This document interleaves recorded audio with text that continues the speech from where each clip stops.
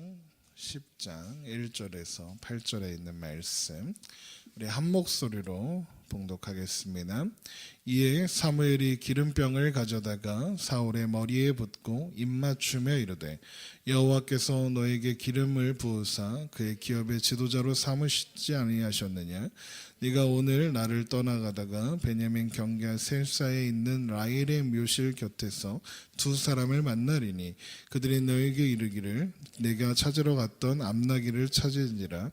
네 아버지가 암나기들을 염려는 놓았으나 너희로 말미암아 걱정하여 이르되 내 아들을 위하여 어찌하리요 하더라 할 것이요 네가 거기서 더 나아가서 다볼 상수리 나무에 이르면 거기서 하나님을 배우려고 베델로 올라가는 세 사람을 만나리니 한 사람은 염소 새끼 셋을 이끌었고 한 사람은 떡 세 덩이를 가졌고 한 사람은 포도주 한 가죽 부대를 가진지라. 그들이 네게 문안하고 떡 두 덩이를 주겠고 너는 그의 손에서 받으리라. 그 후에 네가 하나님의 산에 이르리니 그곳에는 블레셋 사람들의 영문이 있느니라. 내가 그리로 가서 그 성읍으로 들어갈 때에 선지자의 무리가 산당에서부터 비파와 소고와 저와 수금을 앞세우고 예언하며 내려오는 것을 만날 것이요 내게는 하나님 여호와의 영이 크게 임하리니 너도 그들과 함께 예언을 하고 변하여 새 사람이 되리라. 이 징조가 내게 임하거든 너는 기회를 따라 행하라. 하나님이 너와 함께 하시느니라. 너는 나보다 앞서 길갈로 내려가라. 내가 내게로 내려가서 범죄와 화목제를 드리리니 내가 내게 가서 내게 행할 것을 가르칠 때까지 7일 동안 기다리라. 아멘. 우리를 기가 막힐 웅덩이와 또 수렁과 같은 죄악에서 건지신, 그래서 새 생명으로 살게 하신 우리 주 예수 그리스도의 이름을 믿음으로 고백하며 나아가는 저와 여러분 되시기를 주님의 이름으로 축원합니다. 사무엘상 10장은 이제 사울이 실제로 왕으로 세워지는 장면을 보여주고 있습니다. 그 장면은 사무엘이 사울에게 기름 붓는 것으로 시작하고 있죠. 1절을 보시면 이에 사무엘이 기름병을 가져다가 사울의 머리에 붓고 입맞추며 이르되 여호와께서 내게 기름 부으사 그의 기업의 지도자로 삼지 아니하셨느냐라고 선포하고 있습니다. 사무엘이 사울에게 기름을 붓고 있는데 하나님께서 여호와께서 기름 부으시는 겁니다. 사무엘이 하지만 하나님이 하시는 것이다라는 것을 지금 사무엘이 강조하고 있죠. 그런데 사무엘이 지금 기름을 부으며 선언하는 선포가 좀 특이하죠. 이렇게 보면 여호와께서 내게 기름을 부으사 그의 기업의 지도자로 삼으셨다라고 선언하면 될 것인데 삼지 아니하셨느냐라고 물어보고 있어요. 삼지 않으셨느냐 이렇게. 이것은 우리가 어떤 것을 강하게 이야기할 때 의문문으로 하게 되듯이 사무엘이 지금 그것을 강한 어조로 말하고 있다는 것을 보여주는 겁니다. 사울이 왕으로 세워지는 것은 중요한 사건이니까 사무엘이 그렇게 강조하는 것도 이해할 만합니다. 그리고 2절에서 그런데 2절부터 보면 사무엘이 사울에게 이제 네가 가면 세 가지 징조를 만나게 될 것이다 라는 이야기, 그리고 그 일이 그대로 성취된다. 그럼 좀 그때가 되면 7절에 보면 이 징조가 내게 임하거든 너는 기회를 따라 행하라. 하나님이 너와 함께 하시느니라. 하나님이 너와 함께 하신다는 증거를 깨달고 확인해라 라고 말하는 장면이 나오게 됩니다. 그냥 읽으면 그렇구나, 하나님께서 사울에게 징조를 주셨구나 이렇게 생각하고 넘어갈 만합니다. 그런데 지금 이런 모습들을 보면 사울이 지금 뭔가 불안해하고 있다는 것을 알 수 있습니다. 눈치챌 수 있습니다. 우리 지난 시간에 확인했던 것처럼 사무엘이 사울에게 기름 붓기 전날 밤, 이 사건이 있기 전날 밤에 사무엘은 사울을 거의 왕으로 대접했고, 그리고 식사를 대접한 후에 한 집에 다락에 들어가서 밤새도록 이야기를 나누었습니다. 그러면서 왕의 도를 가르쳤다고 지난 시간에 말씀드렸죠. 그런데 사울이 사무엘의 그런 긴 강의를 들으면서도 그 말을 확신하지 못하고 있었다는 뜻입니다. 그렇게 확신하고 있지 못하는 사울에게 하나님은 사무엘로 하여금 기름을 부으시고 징조 세 가지를 알게 하십니다. 첫 번째 징조가 뭐죠? 한번 그 징조들을 살펴보겠습니다. 사울이 사무엘을 찾아왔던 이유가 암나귀를 찾으려고 했었잖아요. 그 소식을 듣게 될 것이다. 암나귀를 찾았다는 소식을 듣게 될 것이라는 그런 징조입니다. 2절을 보세요. 네가 오늘 나를 떠나가다가 베냐민 경계의 셀사에 있는 라헬의 묘실 곁에서 두 사람을 만나리니 그들이 내게 이르기를 내가 찾으러 갔던 암나귀를 찾은지라 내 아버지가 암나귀들의 염려를 놓았으나 너희로 말미암아 걱정하여 이르되 내 아들을 위하여 어찌하리요 하더라 할 것이요 이렇게 되어 있습니다. 그러니까 암나귀를 찾았고 아버지가 이제 너희들을 찾고 있으니 얼른 돌아와라 라는 소식을 듣게 될 것이다 라는 이야기죠. 그런데 그 소식을 듣게 될 자리를 굳이 명시하고 있습니다. 보면 라헬의 묘실 곁입니다. 이 라헬이 어떤 사람이죠? 라헬은 사울이 지금 속해 있는 베냐민 지파의 어머니입니다. 베냐민의 엄마예요. 그런데 라헬은 베냐민을 낳다가 죽은 사람입니다. 그러니까 사울이 라헬의 무덤 앞에서 첫 번째 징조를 확인하는 이유가 있는 거예요. 그것은 사울이 존재하는 이유를 알라는 겁니다. 라헬이 죽으면서 베냐민을 낳고 죽으면서 그 아들의 이름을 슬픔의 아들 해서 베노니라고 불렀습니다. 이 베노니라는 말의 뜻은 슬프다. 내 아들이 불쌍해서 어떡하냐 이런 뜻입니다. 이제 막 세상에 나온 아들을 두고 떠나는 어머니의 마음이겠죠. 그런데 야곱은 그 베노니를 받아서 그 이름을 베냐민이라고 짓습니다. 그 베냐민이란 뜻은 오른손의 아들이란 뜻이거든요. 그런데 오른손이 무엇을 상징하느냐? 보호를 상징합니다. 은혜와 보호와 구원을 상징하는 손입니다. 그래서 시편에 보면 오른손으로 하나님께서 구원하신다는 표현이 계속해서 나옵니다. 예를 들어 시편 17편에 보면 주께 피하는 자들은 그 일어나 치는 자들에게서 오른손으로 구원하시는 주여 주의 기이한 사랑을 나타내소서. 또 시편 60편에도 주께서 사랑하시는 자를 건지시기 위하여 주의 오른손으로 구원하시고 응답하소서. 이런 말씀들이 있는데 수도 없이 있습니다. 하나님이 오른손으로 우리를 구원하시고 오른손으로 보호하신다는 이야기가 많이 기록되어 있습니다. 그러니까 라헬은 베냐민을 낳고 죽어서 부모가 자녀를 위해 생명을 버리기까지 사랑했다는 것을 보여주는 사람인 동시에 하나님의 사랑이 그러하다는 것을 보여주는 존재인 겁니다. 하나님께서 오른손으로 지키시고 보호하신다는 은혜와 사랑, 그 보호하심을 보여주는 것이 바로 그것이고 그것을 확인하는 자리가 라헬의 무덤 앞이었던 겁니다.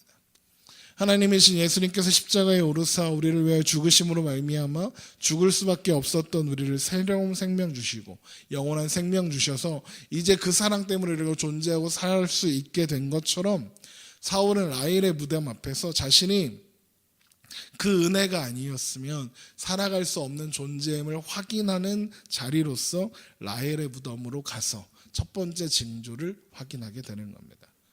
두 번째 징조는 베델로 올라가는 염소 새끼 셋과 떡덩이 세 덩이와 그리고 포도주 한 부대를 들고 가는 하나님을 예배하러 올라가는 세 사람을 만날 것이라는 겁니다. 베델로 올라가는 길에서 만나게 될 것입니다. 10장 3절을 보죠.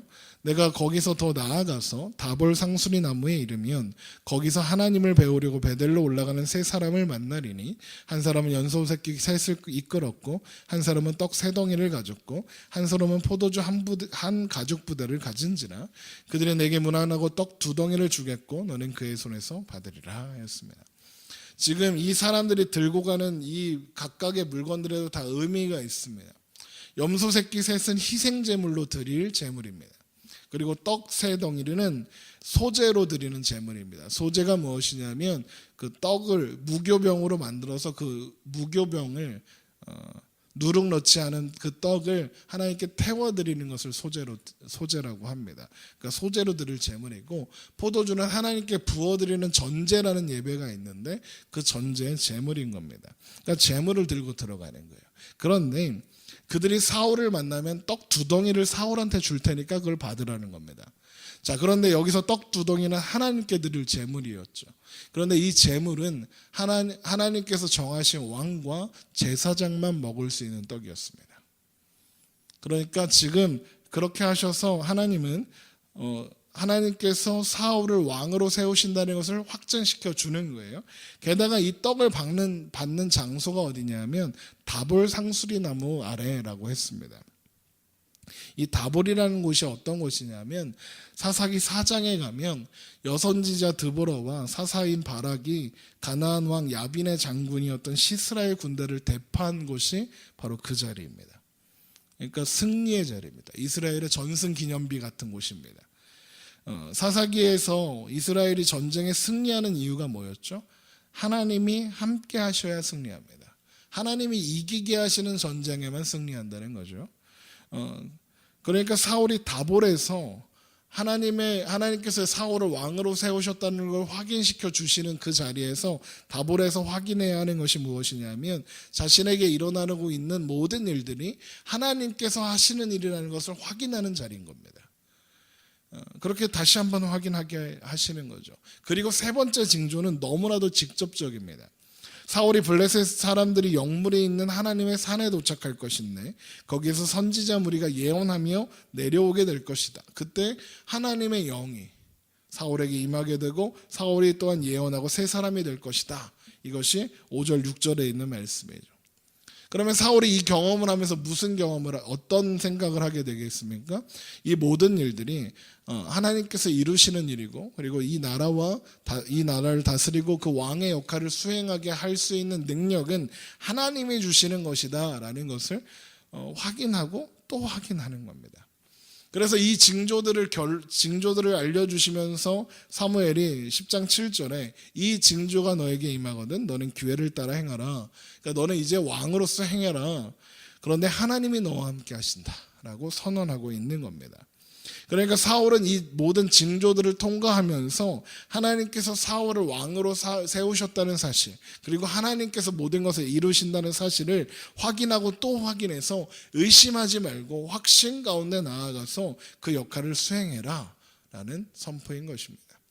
그리고 나서 9절부터 16절은 그 징조가 실제로 성취되는 이야기들이 기록되고 있죠. 그런데 이렇게 모든 징조들이 성취되고 나서 사울은 집으로 돌아가게 됩니다. 집으로 돌아가게 되는데 집으로 돌아갔는데 숙부가 와서 물어봐요. 무슨 일이 있었냐? 그런데 사울이 아무 말도 하지 않습니다. 우리 14절을 한번 보죠. 10장 14절. 사울의 숙부가 사울과 그의 사환에게 이르되 너희가 어디로 갔더냐? 사울이 이르되 암나기를 찾다가 찾지 못함으로 사무엘에게 갔었나이다. 이렇게 합니다. 암나기 찾으러 갔다가 사무엘을 만났다라는 이야기는 하지만 그 외에는 아무 말도 하지 않습니다. 그냥 암나기를 찾았다는 이야기를 듣고 돌아왔다 이렇게 이야기하죠. 이게 굳이 사무엘이 자기를 왕으로 세웠다는 말을 굳이 전할 필요가 없겠죠. 숙부가 믿지도 않았을 수도 있고. 그런데 저는 이것을 어떻게 보고 있냐면 사울은 지금 자신에게 일어난 일들을 여전히 의심하고 있는 거예요.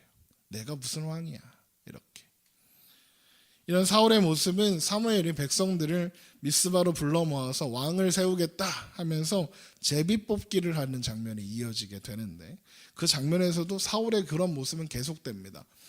이미 사울이 왕으로 정해졌습니다. 그러면 하나님께서 사무엘에게 야 사울이 왕이다 이렇게 선포하라고 하셨으면 됐을 텐데 굳이 제비뽑기라는 번거로운 방법을 사용하십니다. 그 이유는 무엇이냐면 우선은 제비뽑기는 당시에 하나님의 뜻을 대변하는 방법 중에 하나였습니다. 그래서 제비뽑기를 통해서 결정된 것이 하나님의 뜻이다라고 생각했었던 거죠. 그래서 백성들에게 제비뽑기로서 뽑아서 마지막에 사울이 딱 뽑히면 이것이 하나님의 뜻이구나 그런 인정을 하게끔 하시려는 계획도 있었고요. 두 번째는 사울이 지금 자신에게 일어난 일을 여전히 확신하지 못하고 있으니 제비뽑기라는 우연의 연속을 통해서라도 사울이 다시 왕으로 뽑히는 것을 이제 경험함으로써 그걸 확신시켜 주시려는 거예요. 그래서 10장 20절을 한번 보세요. 10장 20절에 사무엘이 이에 이스라엘 모든 지파를 가까이 오게 하였더니 베냐민 지파가 뽑혔고 베냐민 지파를 그들의 가족별로 가까이 오게 하였더니 마드리 가족이 뽑혔고 그 중에서 기스의 아들 사울이 뽑혔으나 그러니까 이제 보면 12지파 중에 하나를 뽑았겠죠. 그랬더니 베냐민 지파가 뽑힌 겁니다. 베냐민 지파에 또 가족들이 많이 있었겠죠. 그 중에 하나를 뽑았더니 마드리 가족이 뽑혔는데 그 사람들 중에 또 뽑았더니 기스가 나왔고 기스의 아들 중에 또 뽑았더니 사울이 나온 겁니다. 그러니까 사울이 우연의 영속 속에서 하나님은 하나님의 뜻을 완전히 이루어 주셨죠. 그런데 10장 21절 마지막에 이렇게 되어 있죠. 그를 찾아도 찾지 못한지라. 사울이 거기 없습니다. 어디 갔나? 사람들이 찾죠. 그러니까 하나님이 말씀해 주세요.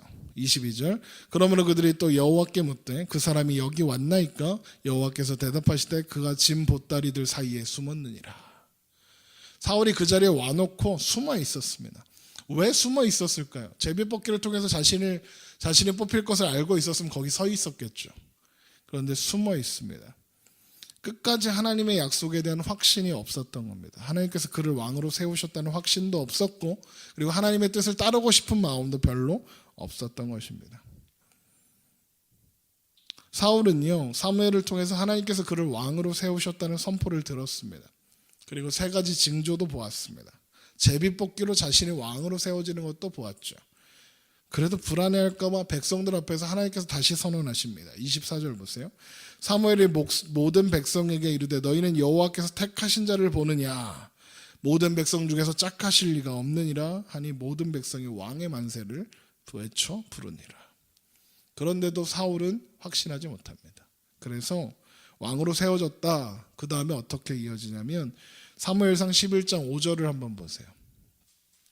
왕으로 세워진 사울이 뭐하고 있나 보세요. 11장 5절 마침 사울이 밭에서 소를 몰고 오다가 이르되 백성이 무슨 일로 우느냐 하니 그들이 야베스 사람의 말을 전하니라. 그러니까 지금 이스라엘의 왕으로 세워진 사울이요 뭐하고 있냐면 농사 짓고 있습니다. 그러니까 원래 하던 일을 하고 있는 겁니다.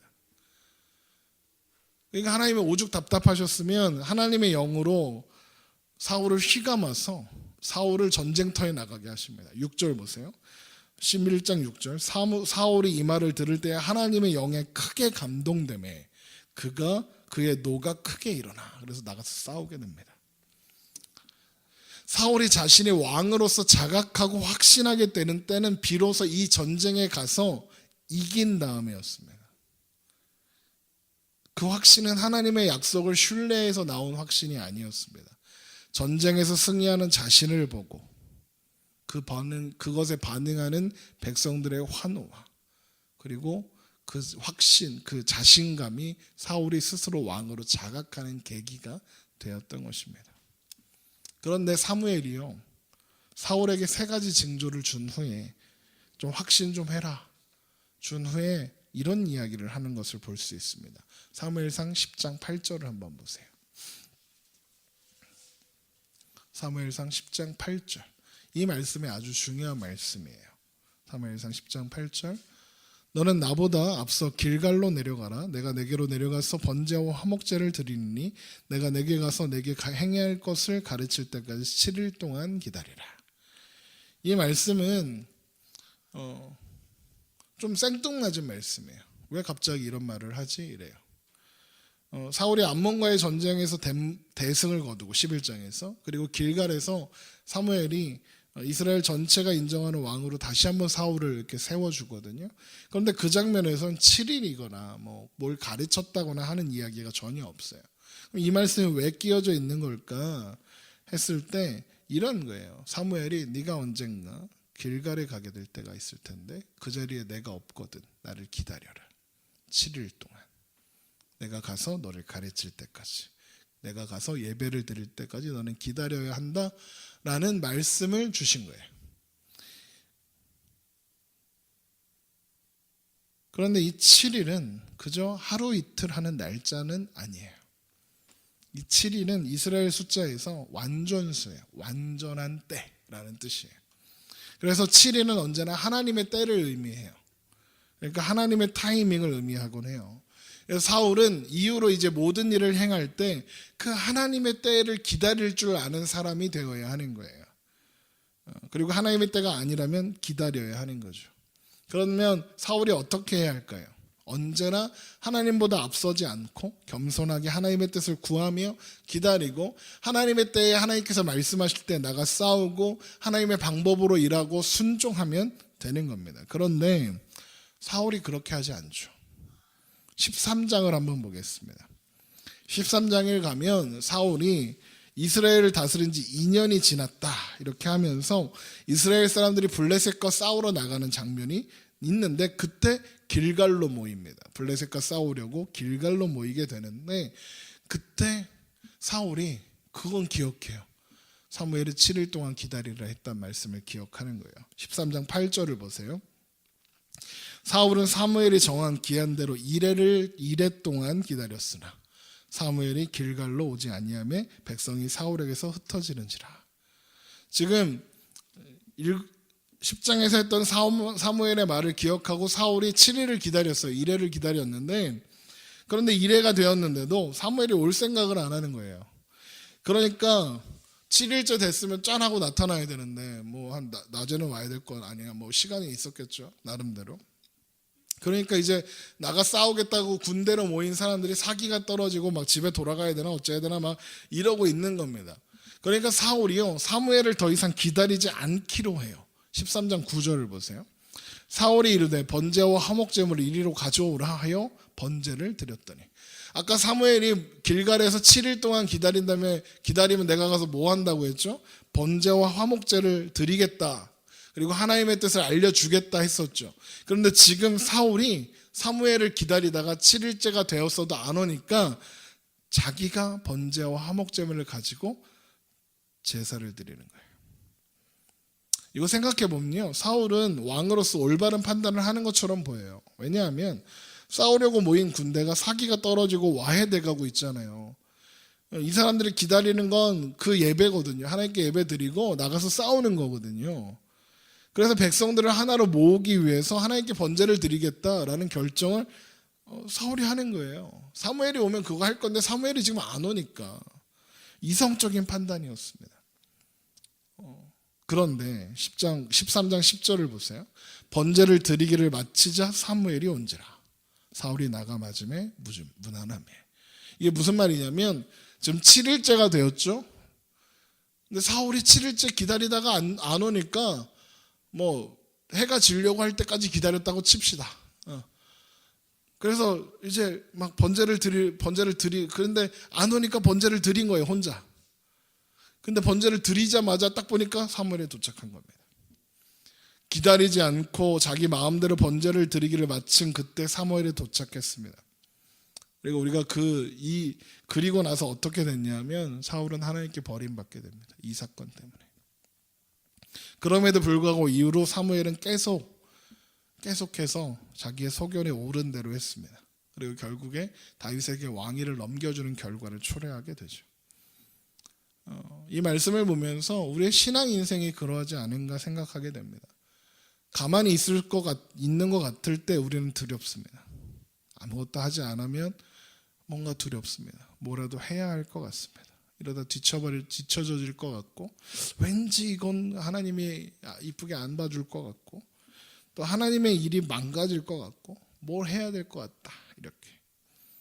그런데 그래도 불안해도 그럼에도 불구하고 하나님의 때와 하나님의 방법을 기다리는 것이 믿음입니다. 아브라함이요 하나님의 때와 하나님의 방법을 기다리지 못한 결과로 나온 아들이 이스마엘이었습니다. 그 결과로 오늘날도 이스마엘의 후손들과 이삭의 후손들이 아직도 싸우고 있습니다. 그 동네에서. 우리가 하나님보다 앞서면 그 일이 망가집니다. 그런데 하나님께서 앞서가시면 하나님의 때는 하나님의 방법은 언제나 실수가 없으셨습니다. 하나님은 아브라함에게 평생을 걸쳐서 그것을 가르치신 거예요. 하나님이 앞서가시고 그리고 하나님의 뜻을 이루어 주신다는 것. 그래서 모리아산에서 약속의 아들인 이삭을 죽이는 일을 망설이지 않을 수 있었던 거예요. 히브리서 11장 17절을 한번 가보세요. 히브리서 11장 17절.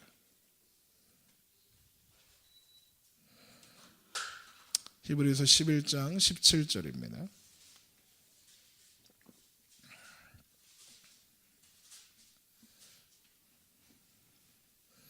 히브리서 11장 17절 아브라함은 시험을 받을 때 믿음으로 이삭을 드렸으니 그는 약속들을 받은 자로되 그 외아들을 드렸느니라. 하나님께서 이삭을 통해서 아브라함의 후손을 많게 하시겠다, 하나님의 약속을 이루시겠다고 약속하셨습니다. 그러면 상식적으로 이삭이 죽으면 하나님의 약속이 이루어질 수 있습니까? 없습니까? 없죠. 이삭이 죽으면 안 돼요. 그런데 하나님이 뭐라고 하십니까? 죽이라 하십니다. 이럴 때 여러분, 이성적으로 옳은 판단이 무엇이겠습니까? 이삭을 죽으면 하나님의 약속이 이루어질 수 없는데 죽이라고 하시는 걸 보니 하나님이 잘못하신 것 같다. 그러니까 따르지 말자. 하나님의 약속이 이루어지려면 이삭이 살아있어야 하니까 죽이지 말자라고 결론 짓는 것이 이성적인 것 같습니다. 그런데 아브라함이요, 순종해요. 왜요? 자신의 판단과 자신의 생각과 자신의 지혜보다 하나님의 때와 하나님의 방법과 하나님의 지혜가 늘 옳다는 것을 그 삶을 통해서 배우고 또 배웠기 때문입니다. 그래서 인간적인 판단으로는, 이성적으로는 이삭이 죽으면 도저히 안 될 것 같은데 하나님은 약속하신 것을 반드시 이루시는 신실하신 하나님이니까, 그리고 하나님의 방법은 늘 옳으시니까 이삭을 드려도 괜찮겠네 이러고 하나님께 드리는 겁니다. 그래서 11장 18절 히브리서 11장 18절 그에게 이미 말씀하시기를 내 자손이라 칭할 자는 이삭이라 말미암으리라 하셨으니, 19절 그가 하나님이 능히 이삭을 죽은 자 가운데서 다시 살리실 줄로 생각한지라 비유컨대 그를 죽은 자 가운데서 도로 받은 것이니라. 하나님께서요, 이삭을 통해서 이루시겠다고 하신 약속을 반드시 이루실 건데, 그런데 이삭을 지금 죽여야 되네? 그러면 하나님이 다시 살려서라도 하나님의 약속 이루시겠지, 그렇게 믿은 겁니다. 그게 믿음입니다. 하나님의 약속과 하나님의 때와 하나님의 방법은 신실하게 반드시 이루어지고야 만다는 것을 아브라함이 그 삶을 통해서 배웠고, 그래서 이제 이삭을 드리는 것으로서 그것을 고백해내고 있는 것입니다. 하나님께서 동일하게 사울에게 하셨죠. 하나님의 약속과 하나님의 때와 하나님의 방법을 보여주셨죠. 사울에게 이 모든 것들을 보여주시고 가르쳐 주셨습니다. 그런데 사울은 보지 않습니다. 듣지도 않고 마음으로 받아들이지도 않았습니다. 생각해보면 이게 우리들의 전형적인 모습 아닙니까? 출애굽의 역사 속에서 이스라엘 백성들이 계속 그랬죠. 홍해 앞에서, 마라의 쓴물 앞에서, 가나안족의 장대함 앞에서 이스라엘 백성들은 하나님의 약속과 하나님의 때와 하나님의 방법을 신뢰하는 것 대신에 자신의 판단을 믿었습니다. 가나안을 12명이 전탐꾼이 가서 점탐하고 돌아와서 똑같이 보고하죠. 그곳은 정말로 젖과 꿀이 흐르는 땅이다. 그런데 10명의 정탐꾼이 말합니다. 그런데 그곳에 있는 백성들을 우리가 이길 수 없다. 우리가 그 앞에 서니까 메뚜기 같더라. 우리는 죽고 말 거다. 그런데 여호수아와 갈렙만이 하나님의 약속이 여기 있으니 들어가자 선포합니다. 백성들은 이성적으로 판단했습니다. 때가 아니구나. 그래서 결국 어떻게 됩니까? 여호수아와 갈렙만 들어갑니다. 사사기의 역사는 또 어떻습니까? 사사기의 역사 속에서도 그것은 계속 반복되어 왔습니다. 하나님의 왕이신 나라에서 왕을 구하는 것으로 그 모습이 극치로 이루었죠. 그리고 여러분, 우리가 이것이 우리의 모습이 아니라고 말할 수 있겠습니까? 우리는 하나님의 약속을 신뢰하고 하나님의 때와 하나님의 방법을 신뢰하고 살아가고 있습니까? 솔직히 말씀드리면 의심할 때가 훨씬 많습니다. 저도 그렇습니다. 나의 판단과 나의 때와 나의 방법을 더 신뢰하고 살아갑니다. 하나님의 때를 바라보고 무작정 기다리다 보면 두렵고 떨립니다. 이렇게 아무것도 안 해도 되나? 이런 생각도 하게 됩니다. 뭐가 뭔지 모르고 답답합니다. 그러나 그 답답함이 하나님의 답답함은 아님을 우리가 기억해야 합니다. 그럼에도 기다리는 것, 하나님이 이루시는 것을 보는 것, 그것이 믿음인 것입니다. 그래서 하나님이 오죽 답답하셨으면 너희는 가만히 있어 내가 하나님 됨을 알지어다. 내가 문 나라 중에서 높임을 받으리라. 내가 세계 중에서 높임을 받으리라. 이렇게 선포하고 계시는 겁니다.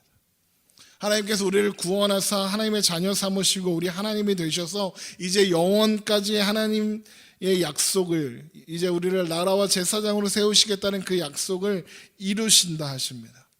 그리고 그 모든 약속을 반드시 이루시겠다는 약속이 우리 앞에 있습니다. 모든 것이 합력하여 선을 이루게 하시겠다는 약속이 있고, 너희의 착한 일을 시작하신 이가 그리스도 예수의 날까지 완성하시겠다라는 것을 약속하신 약속이 있습니다. 그 일을 위해서 우리 주님께서 십자가에 돌아가시고 다시 살아나셨다는 약속이 있습니다. 우리에게 하나님의 자녀 삼으시고 영원한 생명을 주시겠다는 약속이 있습니다. 여호와가 너를 인도하여 메마른 곳에서도 내 영혼을 만족하게 하며 내 뼈를 건고하게 하시니 너는 물된 농산 같겠고 물이 끊어지지 아니하는 샘 같을 것이라.